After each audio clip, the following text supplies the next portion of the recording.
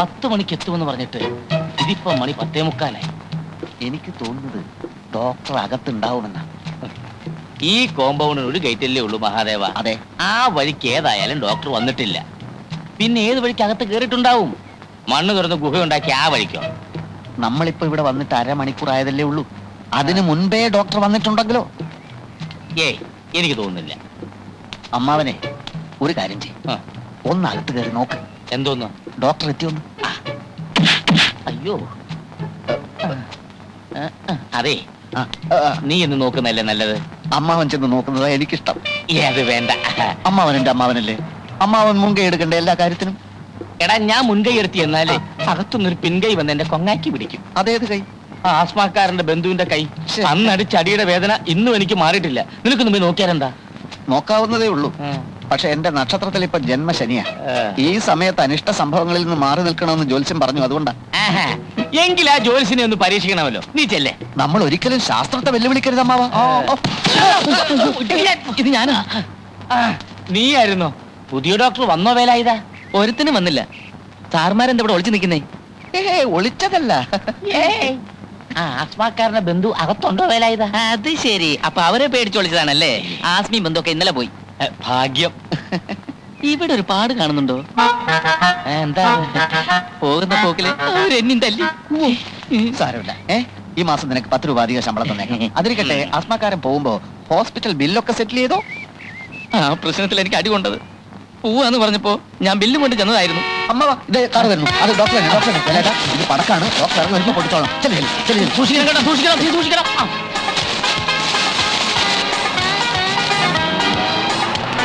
നമസ്കാരം, നമസ്കാരം, നമസ്കാരം.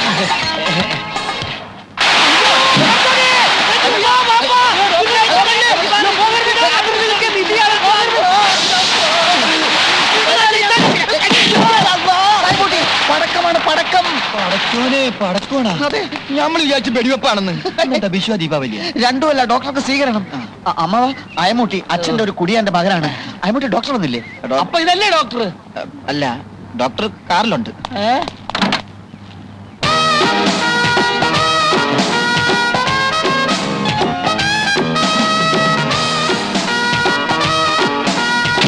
ഇതെന്താ, ആശുപത്രിയോ പൂരപ്പറമ്പോ? ഇത് ആശുപത്രി. പൂരപ്പറമ്പ് 1 കിലോമീറ്റർ ദൂരെയാണ്. അങ്ങോട്ട് പോണോ സാർ? ഈ ആശുപത്രി നടത്തുന്ന മനുഷ്യരോ കഴുതകളോ? അമ്മാവനാണ് സാർ. അകത്തൊരു ഹൃദ്രോഗി ഉണ്ടെന്ന് വെക്ക്. പെട്ടെന്നുള്ള ഈ ശബ്ദം കേട്ട് ഞെട്ടി ആ രോഗി മരിച്ചു പോയാൽ ആര് സമാധാനം പറയും? പേടിക്കാനില്ല സാർ, ഇവിടെ ആംബുലൻസ് ഉണ്ട്. ഇതെന്താ പിള്ളേര് കളിയാ?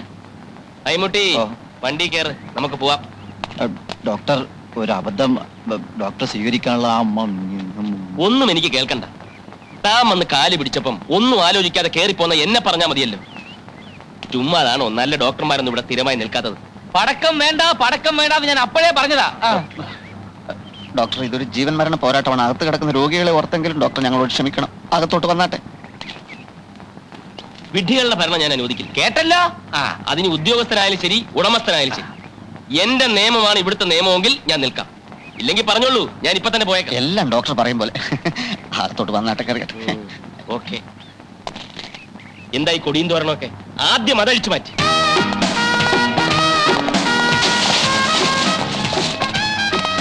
അതേ, ക്ഷമിക്കണം, പെട്ടെന്നുള്ള വെപ്രാളത്തിൽ ആളറിയാതെ പറ്റിപ്പോയതാ.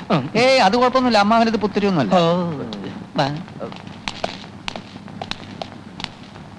എന്നെ ഒരുത്തനെ ഓർത്തിട്ടാ ഡോക്ടർ സ്ഥലം വിടാതിരുന്നത്. ഇനിയെങ്കിലും അയാളെ കൊണ്ട് എന്നെ തെറി വിളിപ്പിക്കുന്ന സാഹചര്യം ഉണ്ടാക്കരുത്. Sorry Ammutty, sorry. അപ്പൊ ബാക്കിയുള്ള കാര്യമൊക്കെ എങ്ങനെയാ? താമസിക്കാൻ നല്ല 1-ാം തരം ക്വാർട്ടേഴ്സ് ഞാൻ റെഡിയാക്കിയിട്ടുണ്ട്. പിന്നെ കാറും ഡ്രൈവറും. പിന്നെ ശമ്പളം ശകലം കൂടിപ്പോയില്ലേ എന്ന്. അമ്മാവ, തീരുമാനിച്ച് കഴിഞ്ഞ ശമ്പളത്തെ പറ്റി ഇനി ചർച്ച വേണ്ട. ഡോക്ടറുടെ വീട് പണി നടക്കുക. 1 വർഷത്തെ ശമ്പളം അഡ്വാൻസ് ആയിട്ട് കൊടുത്താൽ ഈ സമയത്ത് അങ്ങേക്ക് അതൊരു ആശ്വാസമായിരിക്കും. അല്ല, അങ്ങനെയൊന്നും നിങ്ങൾക്ക് നല്ലതാ. 1 വർഷത്തേക്ക് ഡോക്ടർ അനങ്ങാതെ ഇവിടെ തന്നെ ഇരിക്കുമല്ലോ. 1 or 2 വർഷത്തെ ശമ്പളം വേണേൽ ഒരുമിച്ച് കൊടുക്കാലോ. മഹാദേവ, ഒന്നീ വന്നേ. നടന്നേ. എന്താ അമ്മാവ? ഇത്രയും വലിയ തുക അഡ്വാൻസ് കൊടുക്കുന്ന പരിപാടി വേണ്ട. അത് അമ്മൂട്ടിക്ക് ഞാൻ വാക്ക് കൊടുത്തതാ. എടാ, എന്ന് വെച്ചാൽ ഈ ഡോക്ടർക്ക് ഇവിടെ പേരെടുക്കാൻ പറ്റില്ലെന്ന് വെക്കുക. നമ്മളെ പറഞ്ഞു വിടും. ചിലപ്പോൾ തന്നെ താൻ പോയെന്നും വരും. രണ്ടായാലും ഇത്രയും തുക നേരത്തെ അഡ്വാൻസ് കൊടുത്താൽ. അല്ലമ്മാവ, മനസ്സിലായി. നമ്മൾ അഡ്വാൻസ് കൊടുക്കില്ലെന്ന് പറയുന്നില്ല. തരാന്ന് പറഞ്ഞ് ദിവസങ്ങൾ തള്ളി നീക്കും. അപ്പൊ രണ്ടിലൊന്നും അറിയാമല്ലോ.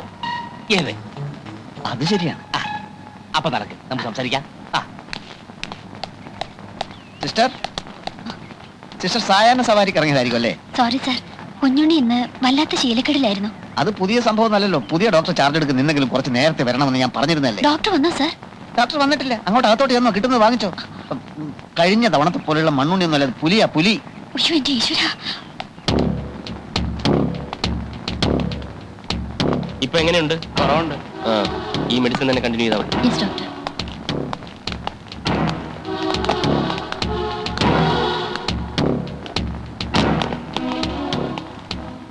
രാവിലത്തെ ഇഞ്ചക്ഷൻ കിട്ടിയില്ല. കിട്ടിയില്ലേ? വൈ? ഇഞ്ചക്ഷൻ ഹെഡ് നഴ്സ് ആണ് കൊടുക്കാറ്. വെർഷി എത്തിയിട്ടില്ല. എത്തിയിട്ടില്ലേ? What you mean? Head nurse ചിലപ്പോൾ വൈകാറുണ്ട് ഡോക്ടർ. ഒരു ഇഞ്ചക്ഷൻ പോലും എടുക്കാൻ അറിയാത്ത നിങ്ങൾ എന്തിനാണ് ഈ വേഷം ഇട്ടുകൊണ്ട് നടക്കുന്നത്? ഇവർക്കാവുമ്പോ എന്തെങ്കിലും നക്കാപ്പിച്ച കാശ് ശമ്പളം കൊടുത്താൽ മതിയല്ലോ. രാത്രി ഉറക്കം അങ്ങനെ ഉണ്ടായിരുന്നു? നേരത്തെ ഉറങ്ങി, പക്ഷെ പുലർച്ചയ്ക്ക് 4 മണിക്ക് ഉണർന്നു. അപ്പൊ ഒരു ചുമയും കൂടെ തുടങ്ങി. നഴ്സുമാരെല്ലാം വന്ന് നോക്കിയോ? ഞാൻ ചെന്ന് നോക്കിയപ്പോ എല്ലാവരും ഉറക്കമായിരുന്നു. രാവിലെ പറയാന്ന് കരുതി. നൈറ്റ് ഡ്യൂട്ടി ഞങ്ങൾക്കല്ലായിരുന്നു ഡോക്ടർ. Irresponsible idiots. വന്ന് കിടന്ന് ഉറങ്ങുന്നതിനാണോ നൈറ്റ് ഡ്യൂട്ടി എന്ന് പറയുന്നത്? Good morning doctor.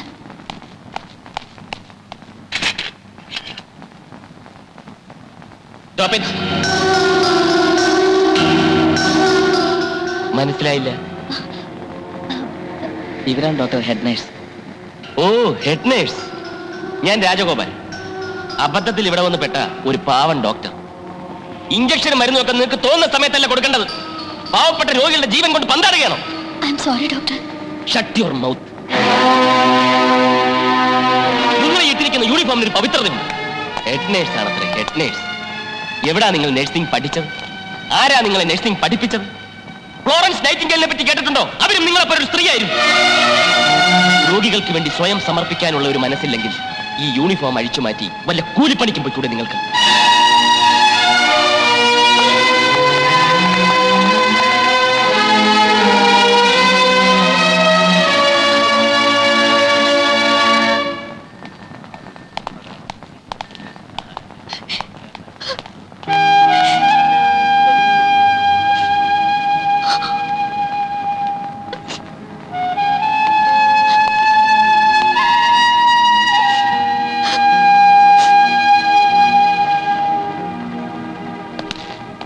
Attender, sir. ആ ഹെഡ് നേഴ്സിനോടൊന്ന് വരാൻ പറയും. ശരി സാർ.